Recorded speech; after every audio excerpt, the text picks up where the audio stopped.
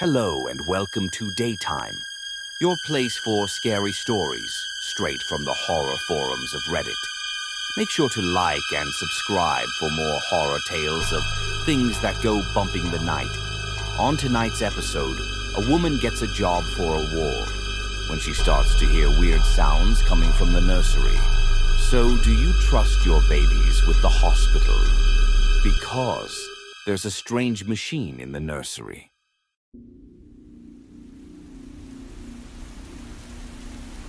My mother died when I was 12 years old. It was the single most traumatic experience of my life, and I'd be lying if I said I've gotten over it. But that isn't what has affected me most lately. Whenever a parent dies, most people just talk about the death itself. There's a lot of how and when, but not a lot of then what happened. It is that lasting legacy of what happens afterwards that really marks you for life. As my dad had to pick up extra hours to make ends meet, I had to help take care of my sisters. At that age, I barely made my own bed. Now I had to cook and bug my sisters about taking their showers. My younger sisters were far more depressed than I was. I didn't have time to be depressed. I had shit to do. So now, as an adult, I can kind of see that I got stuck in that rut. I'm still taking care of people. Maybe I'm afraid of what'll happen if I stop. Originally, I wanted to be a doctor, but we just couldn't afford that kind of education. I considered studying abroad, but my sisters still needed me long into their teenage years. Instead, I studied to become a nurse, which was the cheaper option. No less work, though. Just slightly cheaper. Once my sisters and I moved out, I got my own place, and I bounced around various hospitals and nursery homes around the state. I've worked at a rehab clinic, an open clinic, as an in-home nurse. All kinds of positions. I had 8 different jobs all in all, changing back and forth between them as one closed and another opened. But it wasn't until a few years ago that I saw an opportunity for a stable job. The biggest hospital in my home area had an opening for a nurse in the maternity ward. While I hadn't worked there before, I knew most of the procedures around the LDR rooms and the NICU unit. Sorry, I'll stop with the abbreviations. I got my first interview just days after the wanted ad went up. I was called in to talk with 2 of the nurses and one of the doctors. I could tell it was sort of rushed, and it all seemed like a bit of a formality. By the way they acted, I figured they could really use the help right away. Especially Dr. Gellin, who never even sat down. She was asking me questions while still pacing around the room. Surprise, surprise, I got the job. Starting Monday the following week, I got my first tour of the place. The first few weeks, I would mostly act as a helping hand while they figured out a more static position for me. In the meantime, I'd be moving from nurse to nurse, assisting them one by one. I didn't really have any responsibility of my own at first. The first few days I spent with Dr. Gellin, helping out in the LDR. I have pretty good bedside manners, and several expecting mothers were happy to have me distract them from whatever they were going through. I also had to run a few tests, sit in on ultrasounds, and help deliver some bad news. I don't want to go into details, but pregnancy isn't always this amazing and beautiful thing. After a few days, I helped out in the reception. Then, at the emergency room, and so on and so on. After about a month of working there, I had been pretty much everywhere but the nursery. You know, the fancy room with the glass windows where newborns rest up. I had seen it in passing once, but it was sort of off-limits to newbies like me. There's a lot you must be aware of when working with someone that helpless. It was when I was assisting Nurse Rena that I finally took my first steps into the nursery. It was this large square room with several units lining the walls, well lit, with cheerful colors. It was empty when we went in there, having been cleared out for a proper spring cleaning, so it was a bit eerie. We usually have half a dozen or so in here at a time, Said Rena. a few more around August and September. I was a bit distracted. I kept hearing this strange noise. You with me? She asked. What did I just say? Sorry, I sighed. There's this noise. There's gonna be plenty of noise. She groaned. You better get used to it. No, it's like... It was hard to describe. It seemed to come from the center of the room. Some sort of machine noise. A broken vent? A thump. Some kind of machine, I continued. Focus. What did I say?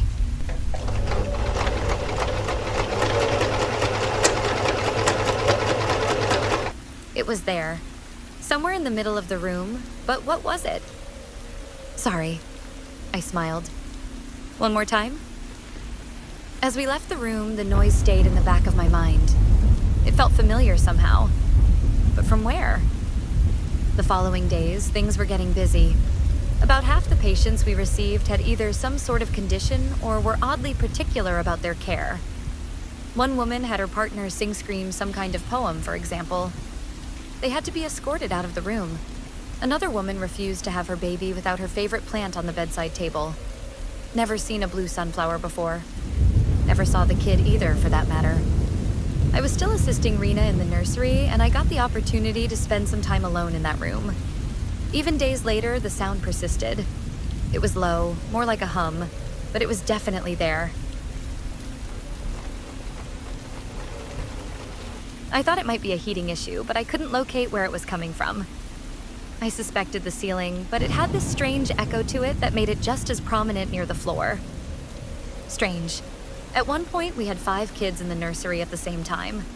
Rena had the main responsibility, but she took me along every now and then just to quiz me and see how well I fared on my own.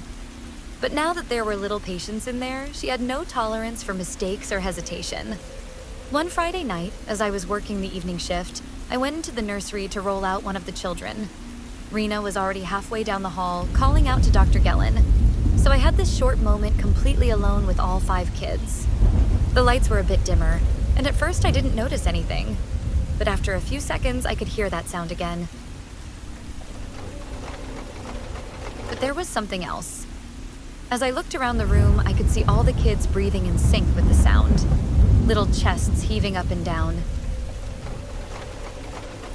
I gently pushed one of the units, accidentally waking up my little patient. As she stirred, she let out a soft cry, and for a moment, my mind blanked. I was just standing there in the middle of the room, and it felt like I was about to do something. And the machine noise was louder than ever. The kids were stirring. Maybe they could hear it too? It started to bother me. I asked a whole bunch of staff about it, but no one seemed to have any idea of what I was even talking about. If anything, the nursery was the quietest room in the entire ward. It had to be. You don't want to wake the patients. So when I started rambling about machine noises, they all just sort of tuned out. Even Dr. Gellin. Even after my time with Nurse Rena was up, I started coming back to the nursery every now and then. Sometimes, on my lunch break, I'd just stand there and listen, trying to find the source of the sound. That's actually how I got started here on Reddit. I started asking other medical professionals what that noise could be, and no one had a clear idea. I tried recording it, but it just wouldn't stick. Also, it is generally frowned upon to stand with a cell phone in the nursery, recording what could be a video. Big no-no. I went back over and over again, and it actually landed me in a bit of trouble. I had a private meeting with Dr. Gellin, who tried their best to understand my strange fascination with the nursery. Finally, I had to agree to leave my phone in my locker. I didn't go back there for a long time, but it was inevitable. The nursery is somewhat central to the entire ward, and you have to actively avoid it to never pass it.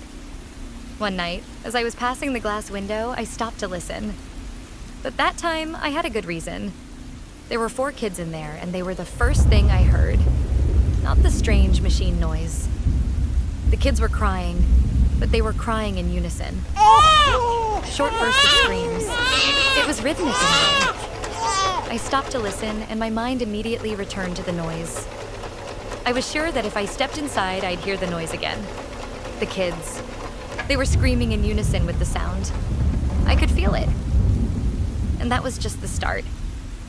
I could start feeling it even at home. I'd get frustrated whenever I heard my washing machine, as it was out of sync with the sound that haunted the back of my mind. Every rhythmic noise I heard just seemed off by comparison. It bothered me just how stuck that sound was, and I still had no idea what it was. And where had I heard it before? It came to a point where I sat up all night listening to a 4-hour recording of a construction site. Nothing. Nothing sounded like that goddamn machine. Ka-ka-ka-chung. At the end of a particularly long shift, as I was changing into my ordinary clothes, I stopped to listen to the hum of a fluorescent light in the bathroom. I could almost hear the rhythm of the electricity, and right there, behind my eyelids, was that rhythmic thumping again. I held my breath, and it felt like the sound was growing louder. I could feel my pulse go up. Why was I getting angry? Or was it fear? But it was real. The sound was real. The longer I closed my eyes, the clearer it was. With my eyes closed, I turned my head. The sound changed pitch. There, a direction where it was louder than ever. Loud enough to change the beat of my heart. It was coming from the nursery. God damn it. I slammed my locker shut and hurried out. I had to get to the bottom of this. The sound was so prominent that I could just close my eyes and it'd be there. It was beating in rhythm with my heart. I didn't care about anyone seeing me. I had to find out what it was. As I burst into the nursery, the newborns woke up. There were 7 of them in total. One by one, they started screaming. A steady, rhythmic scream. How had no one noticed this? How was I the only one? Ka-ka-ka-chung. Scream. Ka-ka-ka-chung. Scream. It wasn't a pained scream, more like a chant. This primal, instinctual grunt scream, almost melancholic. The sound grew louder, and my chest was pounding harder and harder. I thought I was having a heart attack. My fingers were aching, like someone was slowly turning my nerves counterclockwise. I didn't even realize it at first, but I was screaming too, to the rhythm of the grinding machine. I closed my eyes as hard as I could, trying to force the sound out of my head. Instead, it became clearer. And there, in the dark of my closed eyelids, I could finally see. It was a strange feeling, looking around the room with closed eyes. There were lines of beetles on the floor, reaching from the unit of every newborn to a spot in the middle of the room. It was clear as day, despite the darkness of my closed eyes. Black and gray beetles, marching to the rhythm of the machine, carrying little globs of white. And in the middle of the room was the source of the noise. From the side, it didn't look like much. It was sort of a pipe, with a faint yellow shine. It was about 3 feet wide, positioned in the center of the room. Line after line of beetles dove into it, the little globs of white falling out of their mouths. Despite my body screaming for me to get away, to get out, to take a breath, I had to look. With my eyes closed, I crawled forward. I looked down the pipe. It is strange not being able to close your eyes to make something go away. When you watch a scary movie, you can turn away. You can hide behind a pillow. But looking down that pipe, there was nothing I could do. I couldn't turn away, and my eyes were already closed. It is hard to describe. It was deep. Impossibly deep. Somewhere, miles below, there was a fire so bright that it burned my closed eyes. I could barely see it, shrouded behind hundreds of cogwheels, chains, live wires, and steam pipes. I just stared, watching the little beetles tumble over the edge, bumping against the absurd machinery. I could hear the little clicks and clacks of their shells as they struck the moving parts. Ka-ka-ka-chung. Something was moving. Something organic. Something living. There were hands reaching towards me. Hands getting burned on steaming pipes, getting mangled by cogwheels. But still, it kept coming upwards. I hadn't even realized that I'd stopped breathing. I'd held my breath for so long that I was getting lightheaded. I was being pulled away from the center of the room, away from the machine. Something pushed against my back, forcing air back into my lungs. There was a distant voice. 2 people were carrying me. My eyes opened, and I could see the nursery with my open eyes again. All 7 kids were lying on the floor, outside of their units. They were screaming at the top of their lungs, just like me. They heard it. I heard it. But somehow, I think they knew more about it than I did. I was carried away. They tried to get me to breathe again, but it was like my body forgot how to do it. It wasn't until I got a mask over my face, forcing air into my mouth, that I snapped back to reality. My heart was hammering away so fast and hard that my head hurt. I had no feeling in my hands, and both my feet had fallen asleep. My face was burning hot. Dr. Gellin was shining a light in my eyes, but it felt so far away. For a split second, I blinked. And there, in the darkness, I sensed something. It was a different shade of dark. It had followed me here. It was so impossibly tall, able to cross the room in just a few steps. As it reached for me, beetles tumbled onto my chest. Little globs of white getting ripped from my chest. Then, nothing. I must have passed out. They say it was some kind of psychotic episode. Hyperventilation, seizures. It didn't look good. I could no longer be around the children, so they were gonna have to either fire me or find somewhere else for me to go. It took me 2 days to recover, and I was so scared to close my eyes that they had to give me eye drops. My hands cramped from grasping the side of the bed, terrified of being picked up or pulled away in the middle of the night. At times, I could almost feel the little beetles crawling over me, picking globs of shining white out of me. Sometimes I felt the presence of something in the room. Even with closed eyes, I was scared to look. Some things can't be unseen. I was going to have a short interview with Dr. Gellin about the incident, but he was swamped that day. Instead, I got to talk to the chief physician, an older man who was a full head shorter than me. He asked me several questions about my medical history and my experience. It didn't really lead anywhere. That is, until we started rounding off the interview. As I read my social security number to him, to make sure he had my insurance info, he stopped. Were you born in the area? He asked. I guess, I said. You can tell? The area number. He nodded. It is quite unique. There are 3 hospitals that cover that area, but 2 didn't have fully staffed maternity wards at the time you were born. Handing my papers back to me, he gave me a long look. You were born here, in this hospital, weren't you? He asked. I had no idea, but it made sense. Mom had lived in this town all her life. I just nodded. He didn't respond. Instead, he just looked at me and sighed. Without a word, the meeting ended. The following week, I lost my job. While one could think it was because of my psychotic meltdown, I'm pretty sure it was because of that meeting with the chief physician. I think he knows something. If I had been born there, maybe I'd been in that room long, long ago, before I could even form memories. But if so, how could that noise sound so familiar? This was a few months ago, but I'm still looking for answers. That, and I think I'm going insane. I can still hear the click-clacking of little beetles falling to their deaths, and if I concentrate hard enough, I can hear the machine. It is not a memory. It is always there. I think there's a piece of me down there, inside it, still connected. Something listening, from the inside. Something that hurts. Little globs of white. I don't know what to make of this. I just want it out of my head. Some days I can distract myself enough not to hear it, but other days I can barely hear myself talk. It is always there, no matter what. It is like a rhythmic, haunting tinnitus. But I know there's more to it. Sometimes as I close my eyes, I can still see a faint glow in the distance. Sometimes not even in the direction of the hospital. Sometimes it is closer. Sometimes it has eyes. But the sound is the same. Always the same.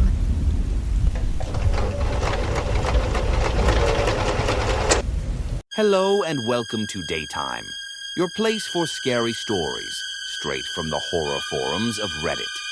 Make sure to like and subscribe for more horror tales of things that go bumping the night. On tonight's episode, a man working for a law firm decides to go above and beyond for a promotion when he starts to go insane. So, are you aware that no one has ever lived in this house?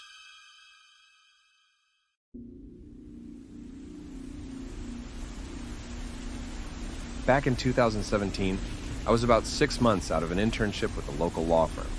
I was a junior legal assistant as part of a retainer team for a statewide biodiesel business. It wasn't my only assignment, but it was the one I was formally hired for. However, during downtime, I was bounced around various teams all throughout the year. It was early February when the call came. The biodiesel place had a new owner, and he wanted to shake things up. Our jobs were safe, but he wanted to make some investments. New manufacturing plants, 2 in Missouri and 1 to the west, within reasonable driving range from their warehouses. Only problem was there were no suitable properties to build on. This could be a multi-million-dollar kind of thing, but we didn't have a property to sign off on. That is, until I realized the area they were looking at, my old hometown of Tomskog, Minnesota. I suggested looking into an old property I'd gone by 1,000 times on my way to school. It was this massive empty field on the outskirts of the town with nothing but a few rundown houses that could be easily torn down. We knew the place was privately owned, but had no idea of who the proprietor was. My boss was ecstatic. See, the client had been considering calling the whole thing off, but if we could offer them a property, we could probably get a fat bonus check, along with a finder's fee. It would be enough to take the junior part off my job title. Since I suggested it, I was given time off to get in touch with the owner of the property. There were some initial problems. The original property documents had been damaged in a flood back in 2014, and only part of the archive had been digitized. The document I was looking for might not have been digitized yet, and since no immediate documents were available, I was starting to suspect the worst. The clerk at the municipal office promised they'd get back to me with a name within 4 to 8 weeks, 12 at the most. That wasn't an option. So I packed my bags, handed my cat to my mom, got the fancy maroon BMW company car, and set my sights on familiar roads. It took me 2 stops for gas and a needlessly complicated detour because of a fallen oak tree, but I made my way to that field just as the sun started to set. After all these years, it was exactly as I remembered.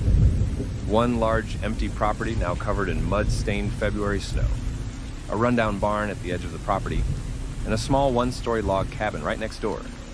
All roads were overgrown, and there were no discernible paths out there. I considered going back in the morning, but I figured I had some time left. Maybe there was this big plaque with the name of the owner out front. If so, I could have it all settled in a day and be on my way home before I even had the time to unpack. It was getting late, and the shadows were growing longer, but I was willing to roll those dice. I double-checked my phone, got a flashlight from the trunk, and locked my car. The snow was deep enough to reach my knees. My fancy shoes felt like paper. The cold went straight through. Still, I pushed on, beelining straight across the field. I severely overestimated how much time I had left. By the time I got to the cabin, it was already getting dark. Using the flashlight, I took a quick lap around the place, just to make sure I wasn't walking into some kind of hillbilly trap room. It didn't take long for me to realize that this place had been abandoned for years. Not only was it boarded up, but the boards used were rotten. That the place was standing at all was nothing short of a miracle. I tried knocking a little just to make sure no one was home, but I wasn't holding my breath. The place was desolate. I looked for some kind of name or plaque or hell, something carved into a wall somewhere, anything. But there really was nothing. I considered coming back in the morning, but I could see dark clouds on the horizon, and I didn't want to walk through that snow more times than necessary. I decided I'd do a little urban exploring. After all, if the door was open, it wouldn't hurt to have a peek inside. Walking up to the door, I noticed something strange. There was a carving at the top of the doorframe. Word by word, my flashlight revealed the full sentence. No one has ever lived in this house. I tried to wrap my brain around it. It didn't make much sense. What the hell did that even mean? Of course, someone had lived there. Someone built it, and someone owned the property. Why would there be a house in the middle of nowhere that no one had ever lived in? I hesitated. Something told me to just walk away and come back in the morning. The clouds on the horizon and my freezing feet were telling me otherwise. There was a carving. That meant someone had the habit of leaving messages. Chances were there might be more of them inside. Twiddling the handle a little, I noticed the door was unlocked. So in I went. The cabin had a very basic layout. There was one large room with a wooden bench facing a simple fireplace. There were 2 handmade tables, and the westernmost wall was lined with dried herbs, mostly blue and black. There was a surprisingly clean cow skin on the floor, as well as a small door on the easternmost side of the room, leading to a kitchen. It was mostly just an antique kind of stove, a couple of cabinets. But whoever had lived there must have been accustomed to a sparse lifestyle. But no, that wasn't it. I had to correct myself. The carving said no one had ever lived there. Then, why the furniture? I decided to ignore the message for the time being, instead focusing on finding the name of whoever owned the place. There might be some initials on the handmade furniture. I gently moved the bench and tables first, going over them with my flashlight. There were no obvious markings, but another problem quickly arose. My flashlight was giving up on me. It started to flicker. Looking around, I could see no other possible source of light but the old fireplace. And I couldn't imagine that thing not being clogged. Then again, there was firewood, and I did have a lighter. I quit smoking about 2 years prior, but I always kept it around, just in case. Breaking off a piece of bark and lighting it, I double-checked to make sure the smoke cleared and went up. Surprisingly, it did. Glancing at my phone, I figured I could use it for a flashlight as well, but I didn't want to drain the battery. Instead, I lit a fire and left the front door open just in case the smoke didn't entirely clear out. Carbon monoxide poisoning ain't no joke.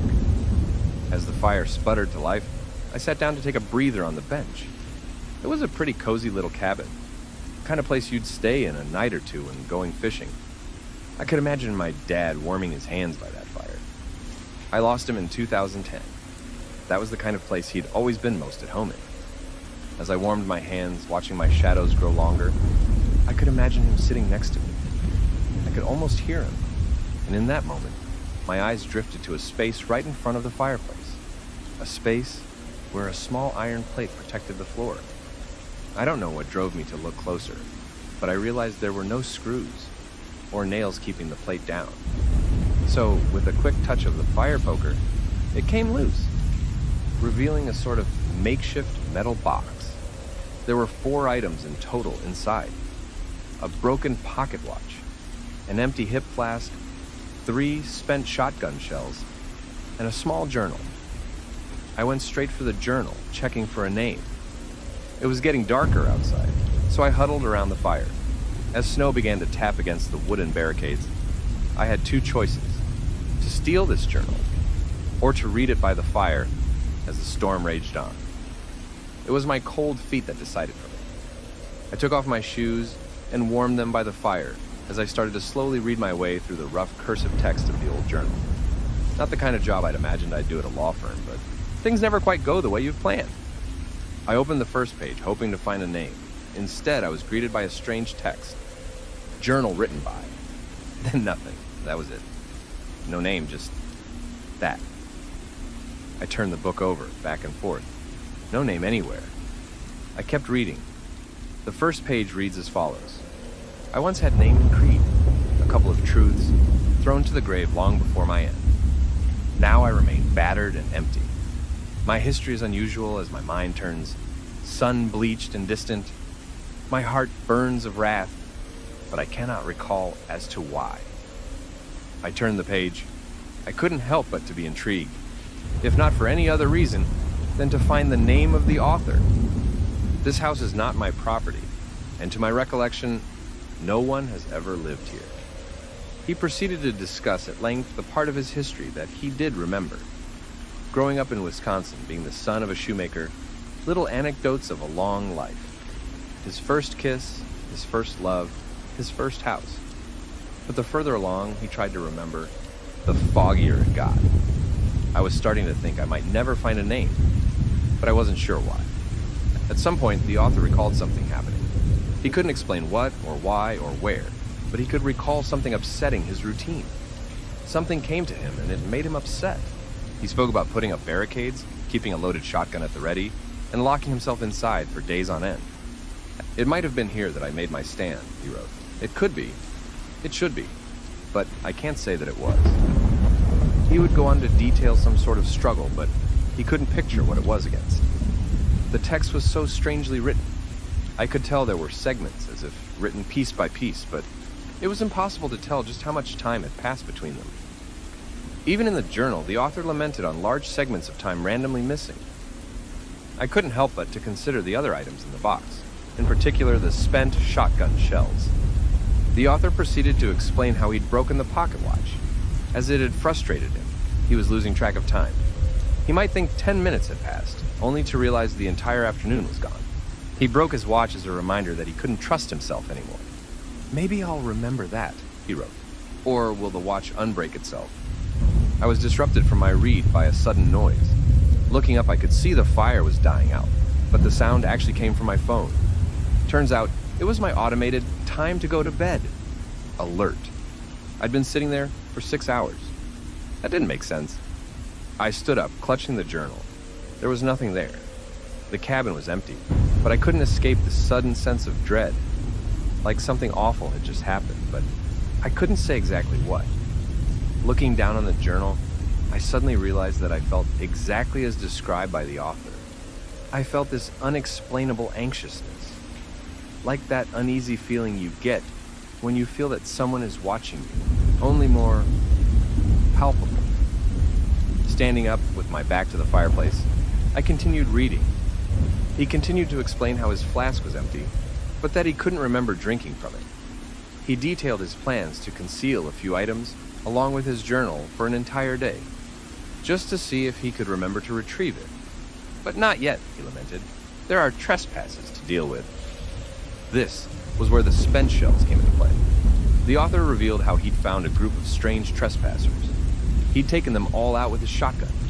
He wrote in detail about shooting 3 times, but that he couldn't remember anything about them. Men, women, or children. There was no way to tell. I buried them by the barn, he detailed. It seemed like the right thing to do. Why am I crying? As the journal neared its end, the author tried to summarize his remaining thoughts. Something came to him. Wherever he was, it did something, and as a result, everything was destroyed. He was devastated, but couldn't even remember why. It was like muscle memory. Something in his body was remembering the sadness. I inscribe upon this door, he wrote, that no one has ever lived here. I do not recall this place, or anyone living here. It serves as a warning and a reminder that this is not my home. And with the final page, the author documented putting it all in a sort of hidden lockbox in front of the fire. He would do so for one day to see if he could remember retrieving it. Evidently, he couldn't. With the final words on the final page, he gave one last piece of insight, perhaps in a moment of clarity. It started when I lit the fire, he wrote. Everything turned worse after I lit the fire. Looking back at the fireplace and the sputtering logs, I slowly came to the realization of what kind of situation I'd put myself in.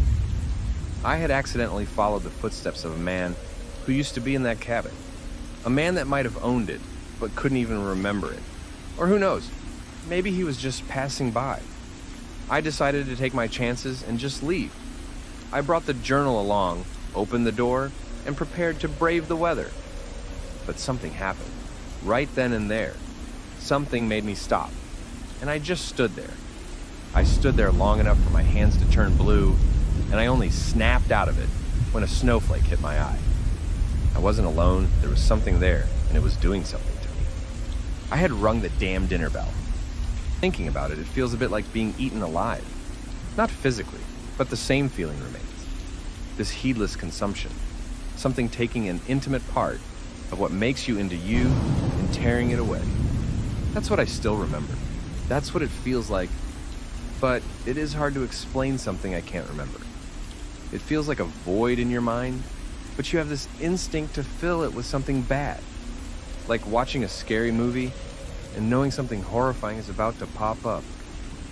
Every time I think about it, trying to picture it in my mind, I get that same feeling.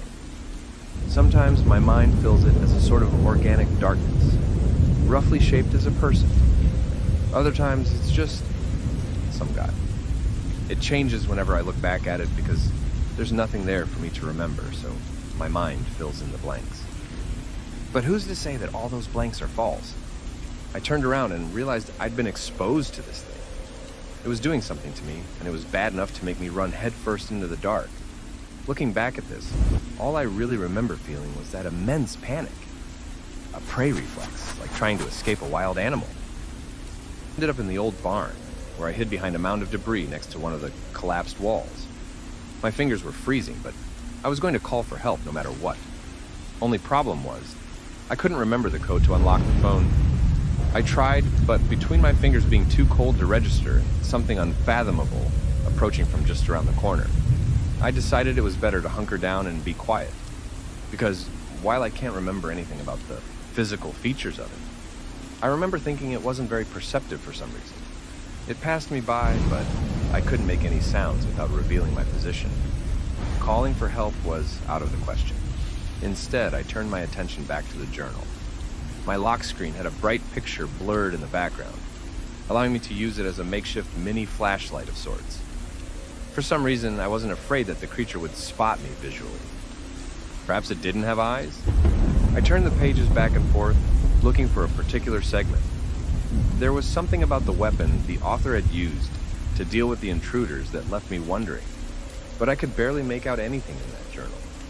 Between my pounding heart, my freezing hands, and the strange thing lurking about, I couldn't make heads or tails of the damned cursive text.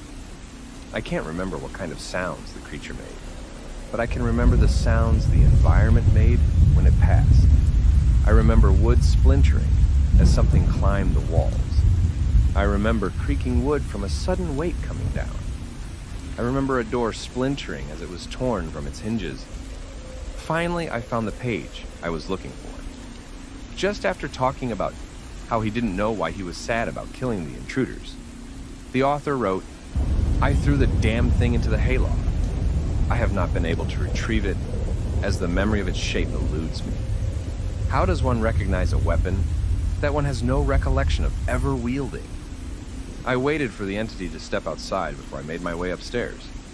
It is a strange feeling, trying to balance the instinct to run with the obsessive thought of staying quiet.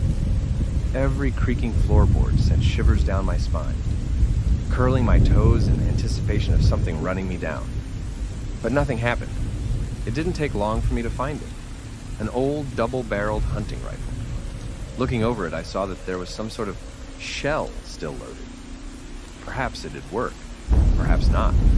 I was no expert, and I didn't have much of a choice but to try. I'd be a sitting duck out there without it. After all, I couldn't remember where I'd parked my car. I decided to go on the offensive. I made my way down the stairs a little too quick, and before long I heard this scurrying noise as something entered the old barn. I remember standing a good 15 feet away from it and raising the weapon towards it. It stopped, but so did I. For a while, we just sort of circled one another. I remember my movement being in response to a threat. Is this eat or play? I asked. If this is you eating, I bet all those memories disappear after a while. Digest it. Then you wouldn't remember what this is, or what it does. But you do, don't you? I remember tapping the rifle for emphasis. There was a long pause, but I can't remember why. Did it respond? Could it talk? If you're just playing, then you might remember that this thing is loaded, I continued. And you might know what it does. You saw what happened when he used it. You heard it. A shorter pause. We stopped circling. I gripped the weapon tighter and stepped forward, advancing. If this was a consumer, and it worked in any way like we do, it would absorb and convert what it fed on into some sort of nutrient. But if it was just collecting for some reason, then it would have this archive of thoughts to recollect from. That was my reasoning. Or maybe it was just clever. Maybe it was just as clever as I was. I made my way back outside. Even in the newly fallen snow, I managed to find what remained of the path I'd made when I first got there. I walked backwards down the path, my rifle steadily aimed at something.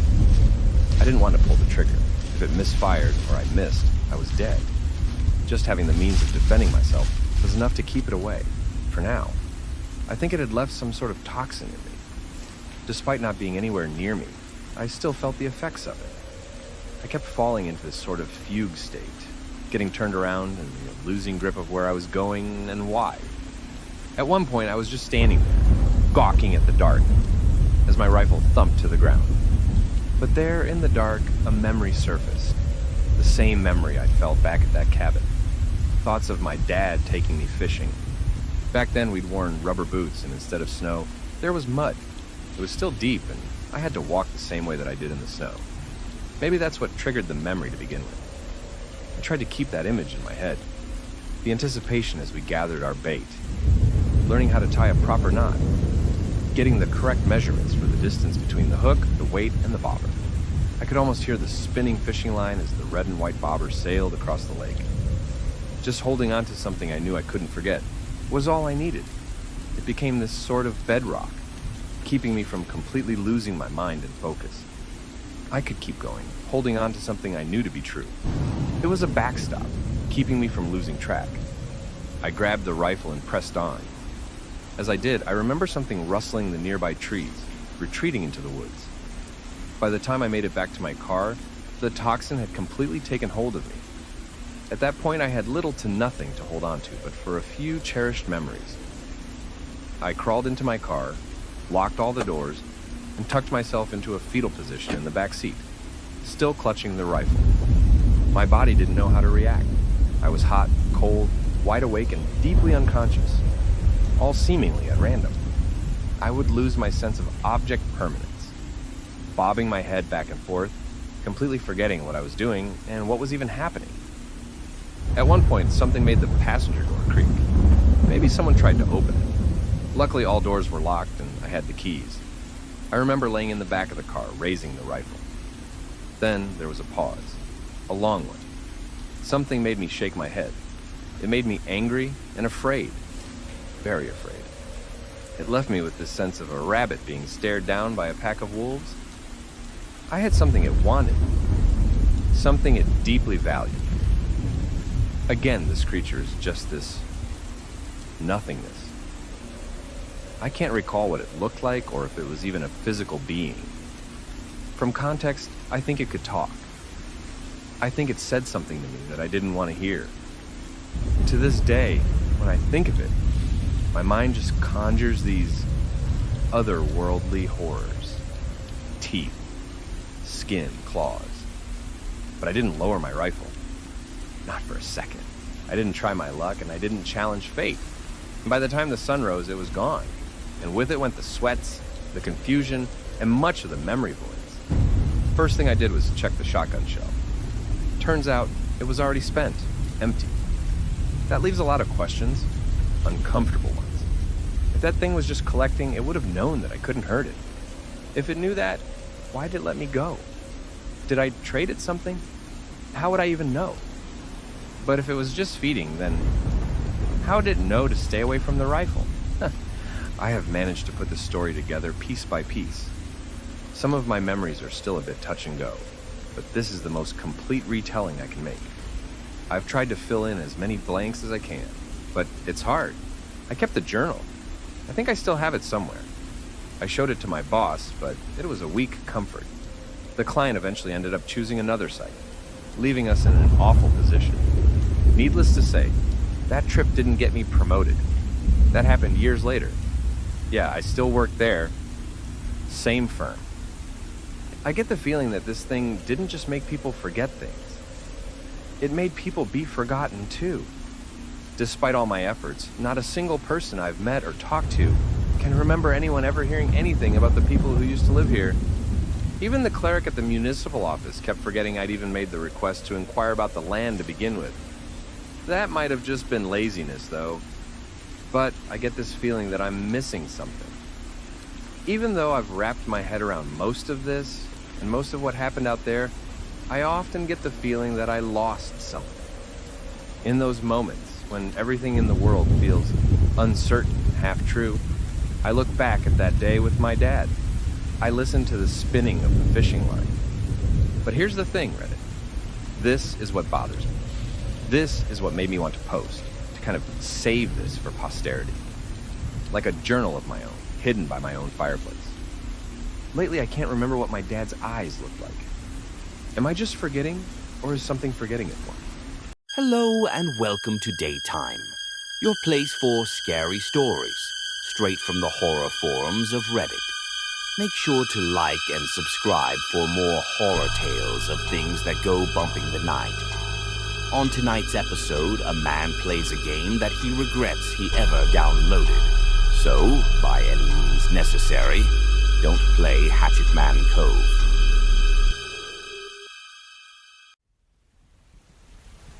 At first, I wrote this entire post as a way to get people to uninstall and remove the game Hatchet Man Cove. from their Steam accounts, but I soon realized pretty much no one has ever played it. But if you by any chance happen to own a copy, please, I urge you, remove it. Uninstall and forget it. Don't look back. Don't touch it ever again. I'll tell you why. A friend of mine bought a 3-pack of Hatchetman Cove back in 2009. It was a multiplayer game where 3 people are paired up against a single strong player on the opposite team. Kind of like an early Dead by Daylight game. This game might very well be a spiritual predecessor. The similarities between those games are pretty eerie. I'm sure at least one person on the Dead by Daylight team has a Steam copy of Hatchetman Cove, and that kind of worries me. See, Hatchetman Cove was this game where you played in cycles, kind of like a red light, green light game. 3 people play as survivors from a ship that crashed into the cove, and a 4th player gets to play as the killer. The killer wasn't necessarily some slasher with an axe. It could be a vengeful angel, a grim reaper, or several other kinds of killer. At least that was the original plan. So the game would alter between having bright lights all over the map going on and off. While they were on, the killer would notice any kind of movement with a pane. When the lights were off, survivors could move any way they want as long as they didn't draw too much attention. They could set up traps to delay the killer or sabotage the lights to get more time. The killer, on the other hand, was to grab the survivors and drown them in a well at the center of the map. Once a survivor was grabbed, the other survivors are given a choice to either try and intercept the killer using traps, or use the time to gain an advantage. The problem was that Hatchetman Cove didn't sell very well. The developers had some legal trouble with their publisher, who were pissed about the developers backing out of an exclusive deal with OnLive. Check it, it's on Wikipedia. There was no promotion on Steam or anywhere else, as the publishers didn't want it released on another platform. They didn't want it released at all for another 6 months until the game had the proper infrastructure. The devs screwed up and published it on Steam anyway, and the whole thing was a mess. Still, during the months that it was active, there was a fairly regular player base. My friends and I played it pretty much every day for about a month. I mained Sturgis as a survivor, the Norwegian fisherman who could lure the killer using his fishing rod. As a killer, there were only 2 options at the time: the Hatchetman and the Blameless. I preferred to play the Hatchetman. He was straightforward. You got a hatchet, could destroy shelters, and had a certain resistance to traps. The Blameless, she was just weird. They never managed to balance her right. The Blameless was an old woman. She was slow, but she floated around the map and avoided all ground-based traps. She always had this warm smile, and her passive ability was just the weirdest. If she was far away, she would look like a random ally on your team. Only when she got closer would she reveal that sinister, smiling face. Hatchetman was just a murderer, but the Blameless was downright creepy. But the game didn't get any updates because of the legal battle. No updates, no new survivors, no killers, nothing. Instead, the game went silent. We stopped playing, and a few months later, the game was unceremoniously unlisted and removed from the Steam store, without as much as an apology. I uninstalled Hatchetman Cove and didn't think about it for years. Just one of those games that rest in the back catalog. I forgot I even had it. But this is where things get weird. Last December, I was gifted the new Harvest Moon game as a Christmas present, and some primal part of my reptile brain clicked back in on Hatchetman Cove. The friends I used to play with had moved on with their lives, but the game still had a Steam community page. I checked the store page, and it was empty. The game couldn't be found on Google either. The game was completely hidden. If you don't actually have it in your library, you won't find it without a direct link. That in itself is kind of weird. Most abandoned games can still be Googled. But Hatchetman Cove still had a very, very active community. There were plenty of discussions on the forums, but they didn't make any sense. Their speech was almost garbled. I'm sure whatever they discussed made sense to them, but to an outsider, it seemed like nonsense. A few examples. Topic. How much GW to finish No Min? I want to finish No Min, I don't know yet. Just don't GW then. Get your shit together. You'll never go Min if you don't GW, just commit. The discussion forum is just a mess. The example above was the most legible thing I could find, and I still have no idea what it says. So I started checking out the community content like videos and screenshots. The way the community played the game was completely different from when I played. Pretty much no one played Hatchetman anymore. The killer seemed limited to the blameless. Not a single screenshot of the Hatchetman, just the blameless. But the weirdest thing was how players interacted with the killer. Instead of hiding, they come running up to her. They run up to her with their microphones on, screaming at her. Screaming, begging, pleading for her to kill them. Not with funny voices or anything, no. There were people crying in chat. Videos marked with GW, and various dates littered the community page, each with people crying and screaming and begging to die. The volume maxed out immediately, and most of the time, all voices were nothing but a crackling mess that could easily blow out your speakers. I couldn't stop watching. I'd never seen anything like it, not even back in the days when I was still playing. That wasn't the way you played the game. No one was hiding or looking for objectives. I'd see players using my old main Sturgis and just rush the blameless as soon as the match started. Seeing the 3D model of the old bearded man running up to the blameless, pleading to die, that was uncomfortable. I made the mistake of posting my own question on the discussion forum. I was just too curious. You have to remember, at this point, this was still just a weird blip in my Steam library. I made my own topic and just asked, what the hell happened to the game? I got no responses in a week. Nothing. After that, things have gotten weird. Real weird. It started with CSGO. One night, a teammate came on and just started screaming. No big deal at first, just another troll, but he was screaming at me, specifically. Screaming at me, begging me to shoot him. There was crime. He was desperate, asking me to please team kill him. He offered to send me money, trade rare skins, whatever I wanted. He got kicked before I even knew what to say. 2 games later, the same guy joins my team with a different username and clan tag. He keeps screaming, crying, and begging. My teammates laughed, but I was getting uncomfortable. I stopped playing.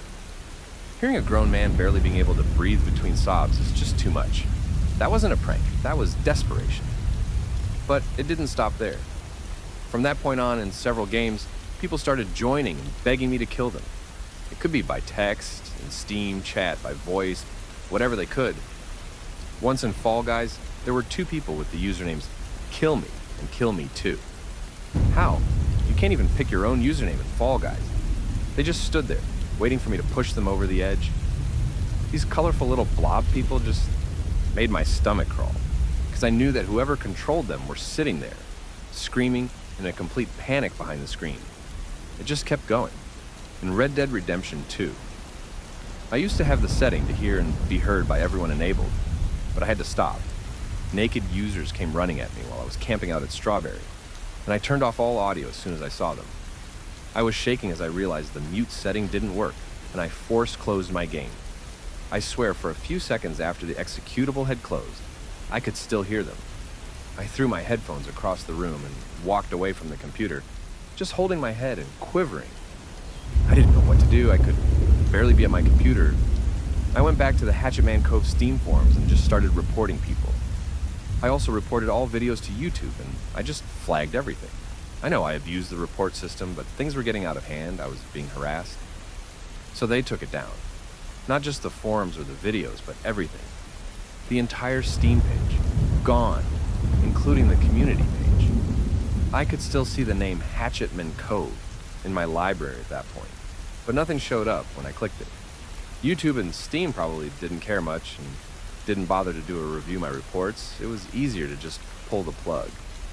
And for a while that did the trick. I actually got back on CSGO. Then it got worse than ever. Random people started joining our Discord server, just screaming into our ears. No matter how many times we banned them or muted them, they just kept coming back. My friends noticed that as long as I was offline, their voices stayed away. So my server figured I was playing a prank or something. At first they thought it was kind of funny, but the more it happened, the more they were getting frustrated. Some were getting scared and sent me private messages asking me to please, as friends, stop. Today I'm permabanned. I can't even log back onto Discord without getting messages from random accounts begging me to come online and kill them. It has gotten to the point where I've uninstalled pretty much everything. I don't even have Skype. I don't play games anymore, and I don't think I'll be browsing Reddit much longer either, since I've started getting messages here too. Not just here, but on my phone as well. texts in the middle of the night, random calls from unknown numbers. Last week I found traces of handprints on my kitchen window. Not just one or two, but dozens. A neighbor told me there'd been someone shouting outside my door when I was out buying groceries the other day. I'm considering calling the police, but I don't know what to say. I don't even know if I'm in danger. I can't get the bland face of the blameless out of my head. I dream of her asking me without moving her crinkled old mouth if I want it all to stop, and I say yes. I go to her, dressed as old Sturgis, standing alongside the others with my fishing rod.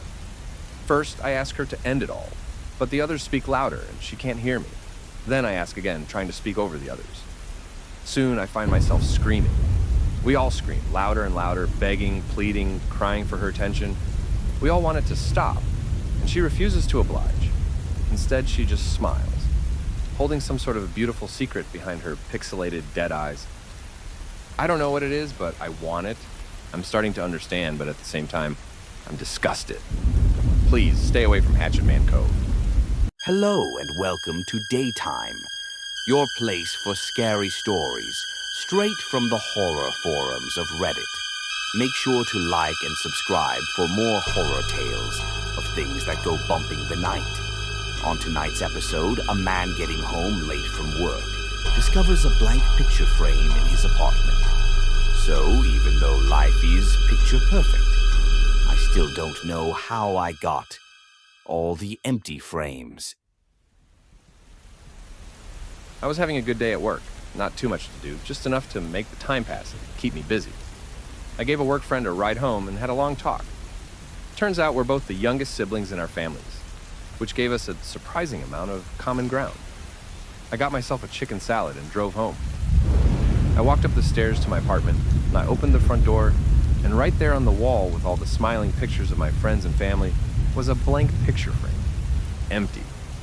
What the hell? While it didn't ruin my night, it made me start asking questions. I wouldn't just hang up a blank picture, and I wouldn't put it in the middle of the hallway. I have this large hallway mirror with pictures hung up on the side, and it is kind of a centerpiece.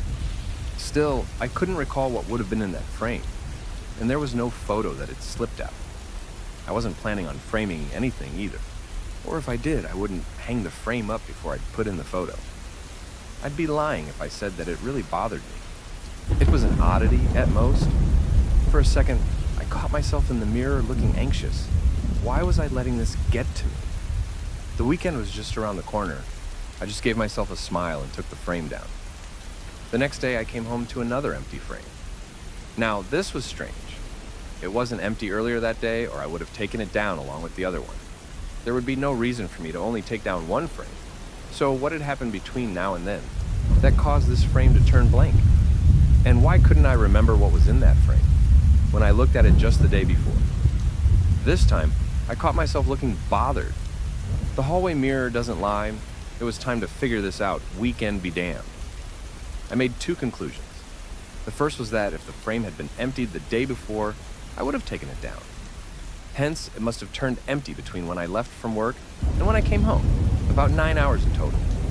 The second conclusion was that the photos that were framed were completely missing. They hadn't just dropped out. The backing board was intact, and the little metal points holding it back were tight. Either someone took the photo out, or it just ceased to exist. That wasn't a comfortable conclusion. My mirror image seemed to agree. I checked the locks, the balcony, the windows, all of it. I lived on the second floor, but with enough determination, a thief could get in anywhere. Sure, there would be no reason for a thief to get in and just steal a single picture, leaving the frame, but there were crazies all over. Don't get me started on the next town over, where an entire neighborhood wears creepy masks. Everything was intact. No one would get in or out without breaking something, and nothing had been broken. I went to check my keys to see if anyone had stolen the spare, but it was still there. What surprised me, though, was the key to a bike lock. I didn't have a bike, did I? There was a bike rack out front, and I started trying the key. I got a lot of sneers from the neighbors, but I tried not to let it bother me. Finally, I found the bike the key belonged to. A sporty bike, a woman's model. The seating was much lower than I'd use, and seeing as how I am a man, I probably would have gotten another kind of model. Probably. Loved the colors, though. It gave me an uncomfortable thought. Maybe I wasn't just forgetting the pictures. Maybe I was forgetting whatever or whoever was inside them as well. Maybe I was forgetting people. As a precaution, I hurried back up to my apartment. I wrote down a description for each remaining picture. I also recorded them with my phone. I committed them each to memory to the best of my ability. The next day, as I was brushing my teeth, I noticed another empty picture frame. I nearly swallowed my toothpaste. My mouth felt dry. I couldn't remember what had been framed. I could feel myself cold sweating as my heart started to race. This was impossible. I'd been here the entire time. I picked up my phone to check the video I'd recorded, but I was told the file had been corrupted and couldn't be played. I caught a glimpse of my dilated pupils in the hallway mirror as I hurried into the kitchen. The note with all my descriptions had been torn to pieces. With shaking hands, I gathered every piece and tried to puzzle them back together. They were no bigger than the nail on my pinky finger. I must have been at it for hours. I'd gotten about halfway when I realized there were several missing pieces. They were probably the description for the photo in the now empty frame. I concluded. I was not just forgetting things. They were actively being removed. It was a disturbing thought. How do you make someone forget something or someone? That last thought resonated with me. Someone. I didn't feel like I was missing anyone, but then again, how would I know? If I'd forgotten about someone important in my life and all traces of them were gone, how would I know? This gave me an idea. In some places, a lack of things can be just as telling as having something. I went through my entire apartment, step by step, and noticed a few inconsistencies. There was an empty drawer in my bedroom. I wouldn't just let one drawer overflow and another remain empty. I would have spread things out. Someone had probably been using this drawer until recently. There were several empty folders on my computer. I may not be the brightest PC user, but I don't create empty folders for no reason, especially not in the image and movie default folders. There were entire shelves that were suspiciously empty in both my fridge and freezer. Again, why wouldn't I just spread things out? It felt like I was watching a mind-twisting game of Jenga, only the pieces that were picked out were parts of my life. As I took a shower to clear my head, I noticed two more things. One, there was a pale patch of skin on my right shoulder, with strange contours. There had probably been a tattoo there. Two, there was a mark on my left ring finger. So, until just recently, I'd worn an engagement ring. I sent a few messages to friends and family and checked my social media. There was no indications of any kind that I had been engaged. I got a few responses from confused friends. They had no idea what I was talking about, and they started asking if I was okay. I wasn't the problem here. The problem was that something was eating up my life, step by step, and I had no way to fight it. I stumbled back into the kitchen, poured myself a whiskey, and started making a list. A list of things someone like me would think was important enough to put in a picture on my wall. Parents, uncles, cousins, siblings, grandparents, pets, all of it. Then, I tried to match what I could remember to those categories. I remembered almost everything. There were a few blank spots. For example, I had no brothers or sisters, and I'd been single for a very long time. That didn't make any sense, though. Just a few days prior, I'd been talking to a work colleague about being the youngest sibling. Not just younger, like you are if you have a single older sibling, but youngest.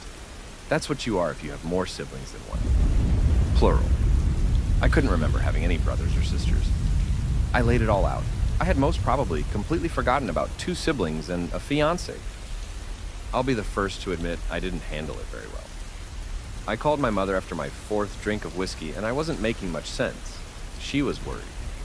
Of course, I had no brothers or sisters. Never had, and sadly, never would. "Check the photo albums," I screamed. "Check every album you've got, and you'll see. You'll see the empty pages."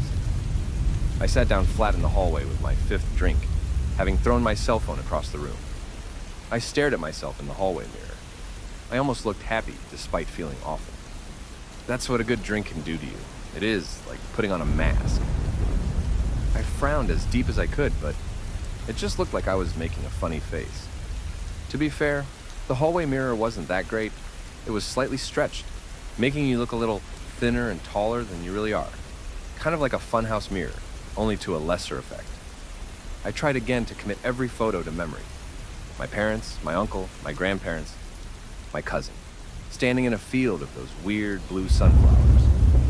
I counted them all, then counted them again. And on my sixth drink, I fell asleep on the floor, curled up in a fetal position. I was drifting in and out of sleep. Despite everything, I was happy no more pictures had disappeared. One by one, they'd gone away like petals picked from a flower. Then it stopped. There'd been no more. Maybe it was over and whatever was removing them had gotten what it came for. Of course, there was another option. Maybe it was just waiting for me to fall asleep. That thought jolted me awake. I'd probably gotten a solid 3 hours of sleep, and it was the middle of the night. There was rustling in the kitchen. Not loud, but loud enough for me to hear it. It sounded like someone going through my cutlery. There was nothing special in there for someone to steal. Well, except for an old butter knife my cousin gave to me back when she was into whittling that one summer. The thought froze me. I checked the picture frames. All the photos were still there. There might still be time. I had a handgun in a secure locker in my bedroom, on a small shelf above my winter jackets. The key was right there in the hallway, on a separate keychain. I got the key, listening for movement in the kitchen. I could hear the rustling stop and the kitchen drawer being set back in place. If whoever was in there decided to check the bedroom, I'd be screwed. I held my breath and listened. I heard footsteps move into the bathroom. Of course, there was a cologne I'd gotten as a birthday gift last year. That was also from my cousin. But I could still remember her, so it wasn't too late. I opened the locker, loaded a clip, and turned the safety off. I stepped into the hallway, held the gun up high, and looked into the bathroom. I could hear someone looking for something just around the corner, next to the bathtub. But all I could see was the edge of a pair of jeans and a black t-shirt, and I had to act. "Stop!" I yelled. "Step out! Slowly!" The rustling stopped. "Hello!" The voice was dark and muddled, as if spoken underwater. It was distant, but near, and it echoed. It made the air tremble so hard that it made my stomach shiver. I almost threw up. "Step out with your hands." He did. I did. It was me. The hallway mirror was empty. There were a few differences. The person I was looking at was slightly taller and thinner. Stretched, like the image in the mirror, it was still mirroring my expression, but not the movements of my body. I looked terrified. "Hello," he repeated, sending another ripple through my guts. "Hands on your head," I said. "Stay back. I'm calling the police." "Hello." He didn't comply. I double-checked the safety, and it was off. A pinch of the trigger would be all it took. Instead of listening to me, the person stepped forward. I pulled the trigger. I shouldn't have done that. The bullet made a hole in his left shoulder. It went clean through. A few drops of blood escaped him, but evaporated against the floor in puffs of black smoke. The person had been keeping up an act, and now it felt threatened. In an instant, it turned into something else. The face twisted and turned. The jaw unhinged, and the tongue stuck straight up in the air like the rattle of a snake. Limbs grew longer and turned soft. A third arm grew from the stomach, tearing away the black t-shirt. Hands grew longer, fingers ending in bird-like talons. There was no way I would stand my ground against this walking nightmare. My instincts were battling each other. One side asking me to shut down and stay dead, the other telling me to run. There was no fighting to be done, only ways to flee. I took off running. It was nothing but luck that I remembered my trigger discipline. I started running down the flight of stairs. A neighbor was yelling, calling the police. Someone opened a door. I can't remember what happened to them or who they were. A scream I can't remember, silenced. Something the size of a football, being torn free from a torso. I got out into the cool night air. I was barefoot. For a second, I almost convinced myself it wasn't really happening. Standing out there in the real world, it just couldn't be happening. This doesn't happen in the real world. Then my nightmare came bursting through the door. It had grown. It extended its stomach to a bubble, like the abdomen of a spider. It had 3 arms and 4 legs, and there were more things growing. The head could barely be recognized. It had folded itself backwards, using an elongated tongue like an antenna sniffing the air. For all the things I've been forced to forget, this thing I can't help but remember. I couldn't forget it if I tried. Closing my eyes to this day, I can describe everything down to the texture of its skin. I kept running. The pitter-patter of skin flung against asphalt came closer. It was right behind me. I knew that if it caught me, I'd never have existed in the first place. Not even my mother would remember me. Everything I was, everything I'd done, gone in an instant. Hello? The rumble in my stomach came back, and I lost my balance. I fell forward, badly scraping my shoulder. No, was the only word I could muster. No! No! I was breathing too fast, and my head was barely getting any oxygen. I was panicking. I flipped around, laid on my back, and held up my handgun. It was almost on me. Teeth, naked skin, talons, and limbs. It was warm. I didn't want to disappear, not like this. That's when I noticed something in the distance. There was something sparkling just outside my balcony. There was a thin ripple in the air, like an umbilical cord. It was like looking at a black hole. There was nothing there to see but the lack of space. This ripple stretched from the nape of the creature up to a rectangular sparkle, hanging free in the air. The hallway mirror. It was stuck to it. Despite teeth, skin, and claw moving in to rip me apart, I aimed for the hallway mirror. It looked so odd, floating in midair, so far above ground. An anchor. Maybe it was adrenaline, or maybe I was lucky. But the shot connected. Shards spilled out of the frame, and the creature turned around. Parts of it were falling off, evaporating into black smoke. It hurried back towards the mirror. I followed it. It fell to its knees, arms flailing. It was trying to gather the shards, to desperately puzzle it all together. Hello, it said again. This time the sound was high-pitched, almost shrieking. The creature had shrunk significantly, and as I got closer, I unloaded the entire clip into the rest of the mirror. Shards shattered against the sidewalk, and the creature was oozing with black smoke. A single eyeball tumbled out of its skull and fell into the largest of the shards. Moments later, the entire creature evaporated. I kept that shard. I can sometimes see something moving in it, but it is too small to harm anyone. If you listen closely to it, you can hear a tiny hello. The police came, but none of my neighbors could remember why someone would have called. They hadn't seen or heard anything. It was odd, though. One of the apartments had been left wide open. It was still furnished, but no one can remember anyone ever living there.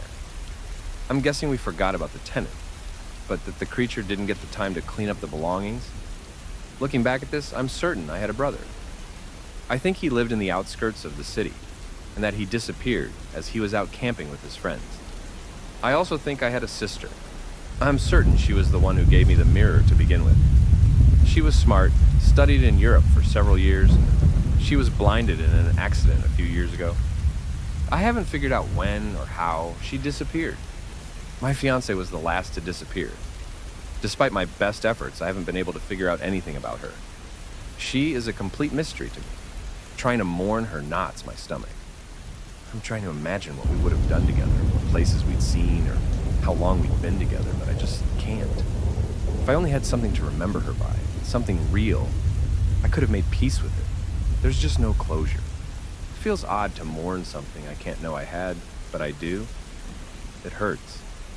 I sometimes wake up crying, holding a pillow. My body remembers something I don't. The shower feels empty in the morning. I feel miserable shopping alone, all these little ordinary things that I should be used to feel slightly awe. I guess there are things you just can't forget. I'm posting here to make sure this doesn't happen to anyone else. If you have blank picture frames, take it seriously. Check your mirrors, make lists, try to remember. Hell, smash every mirror you have. And if anyone has any idea what the hell I should do with this shard, feel free to share. I don't mind having it, but there must be someone who can use it for something. I can't just call a scientist about it. Good luck out there.